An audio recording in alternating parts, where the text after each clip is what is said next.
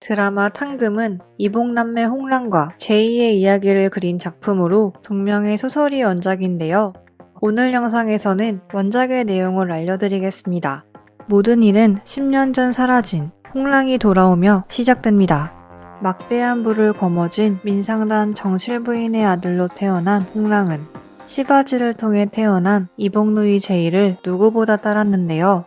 어느 날 민씨 부인의 차별로 금종령을 당한 제이가 속상해하자 자신의 놀이개를 맡기며 남산에 동백꽃을 따오겠다고 약조한 홍랑은 그날 밤 이후 사라집니다.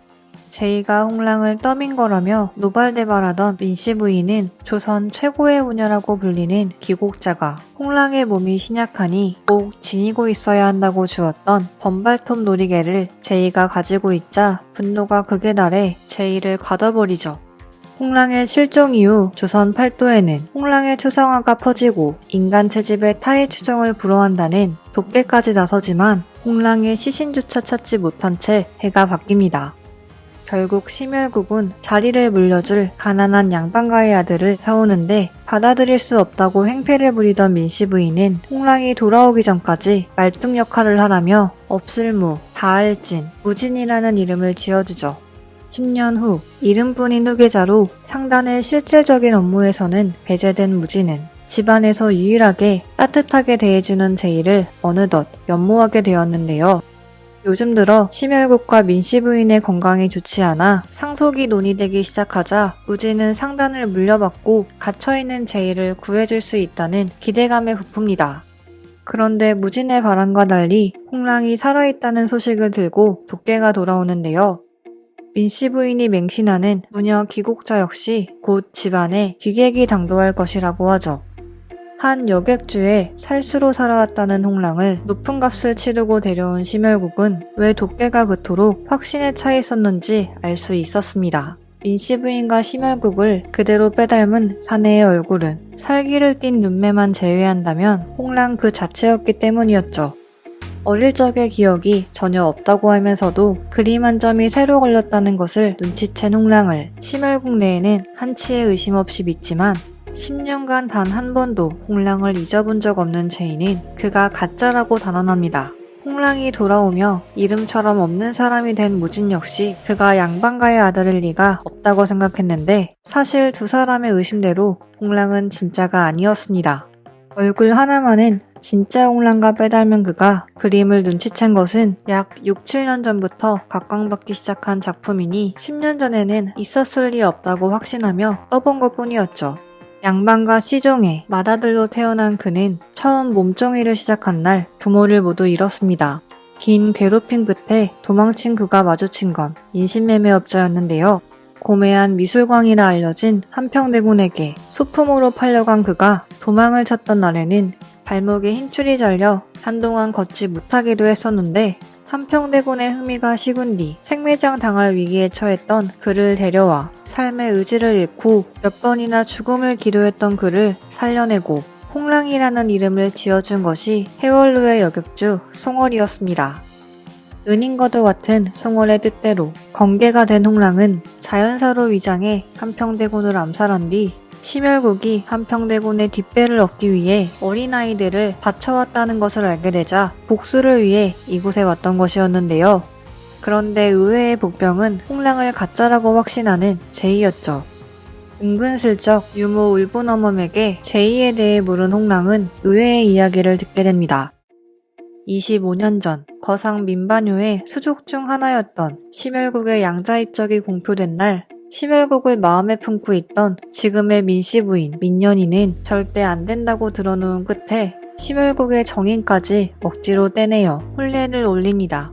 하지만 상단을 물려받을 수 있는 아들 자리에서 껍데기뿐인 대릴 사이가 된 심열국과 민년이 사이에는 아이가 생길 리 없었고 결국 시바지를 들여 생긴 것이 제이였죠. 심열국의 사랑을 받지 못했다는 뒤틀린 증오에 홍랑을 잃은 한까지 더해진 민씨 부인은 더욱 잔악해져 갔는데요. 언젠가 심을국이 제이가 혼자 지내는 유암제의 소등이 너무 이른 것 같다며 제이의 걱정을 한 날에는 이제 9살이 된 제이에게 유암제의 어둑신이가 붙었으니 등이 꺼지는 순간 제이의 목숨 역시 끊길 거라며 겁을 준 덕에 혼자를 거듭할 만큼 어둠을 두려워하게 된 제이는 늘 불면에 시달렸고 감금된 제이가 홍랑을 찾겠다며 담을 넘는 날에는 딱 죽지 않을 만큼 매질을 했던 것이 지난 10년의 세월이었죠. 한편 민씨 부인은 제이를 홍랑에게서 떨어뜨려야 한다며 제이의 혼사를 준비하기 시작합니다. 오늘 밤이 지나면 다시는 진짜 홍랑을 찾을 수 없는 것을 직감한 제이는 곧바로 도망치지만 곧 민씨 부인의 수하들에게 절벽까지 쫓겨 목숨을 위협받자 절벽 아래 강물로 뛰어내리는데 제이를 쫓아왔던 무진이 가까스로 제이를 살립니다.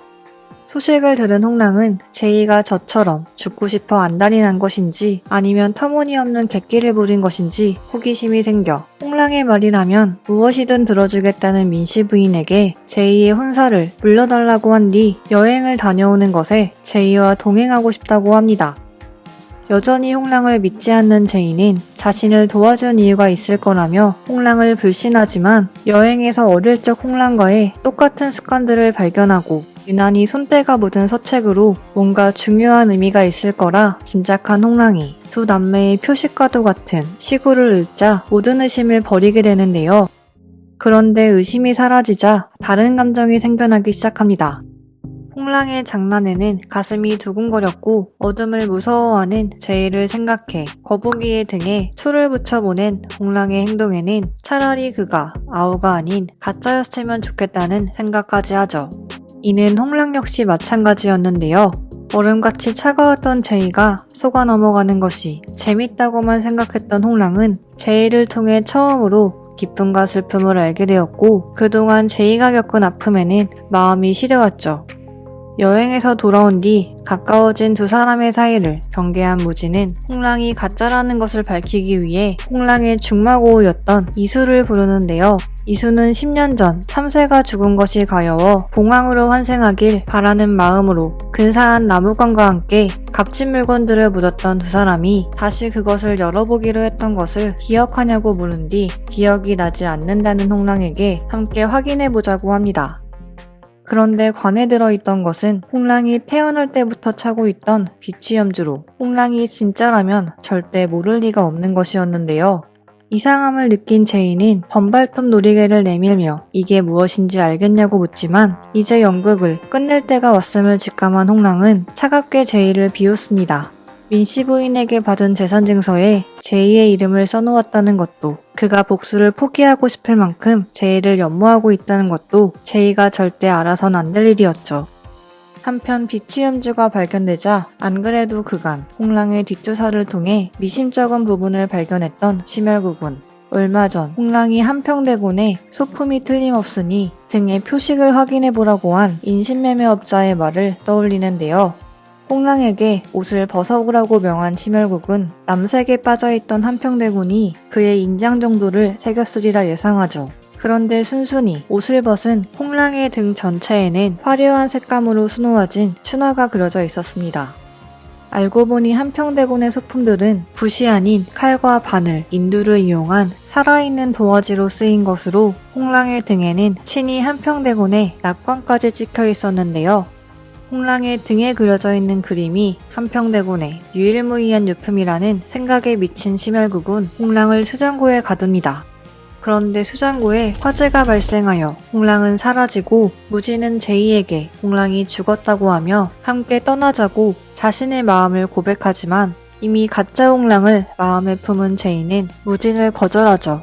긴 세월 상단에서 오직 제이 하나만을 바라보며 견뎌냈던 무진은 허망함에 스스로 목숨을 끊습니다. 한편 홍랑이 가짜라는 것을 믿지 않던 민씨 부인은 귀국자에게서 안채의 우물을 두르면 영식이 귀환할 것이라는 말을 듣자 우물을 파는데 어린아이의 유골이 발견됩니다. 10년 전 홍랑은 유모 울분어멈이 잠시 한눈을 판 사이에 안채 처마에 달린 제비집을 구경하다 사다리에서 떨어져 버립니다. 이미 숨을 쉬지 않는 홍랑을 발견한 을분어멈은 혹시 이 일이 알려지면 하나뿐인 딸 을분이 잘못될까봐 홍랑을 그대로 공사 중인 우물로 던져버린 뒤 엎어버린 것이었습니다. 오랫동안 민씨 부인을 농락하며 속여왔던 귀국자의 정체는 심혈국의 정인을 향한 급사를 거절했다는 이유로 민씨 부인에게 죽음을 맞이한 만신의 신딸로 홍랑이 단명할 것이라는 것을 속이며 주었던 번발톱 놀이개 역시 제2의 길을 북돋우는 물건이었으며 급살에 실패하자 기생집에 팔아버렸던 심혈국의 정인이 바로 홍랑을 이곳으로 보낸 송월이었죠.